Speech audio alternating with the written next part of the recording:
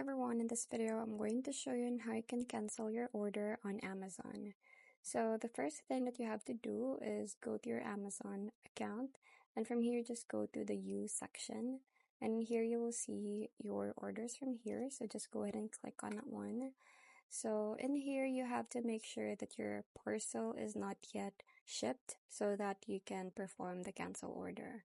So in here you will see your orders from here, so just click on whatever order that you're going to be canceling. So in this one I'm going to click this. So after that, as you can see, it is not yet shipped, so you can still cancel the order. So just click on cancel order from here, and then you make sure that you check this, and then you also have to provide the reason for cancellation. So you click on that one, and in here you just have to select your reason, so it depends on you, and then just tap on cancel checked items. And that's pretty much it. I hope you find this video helpful.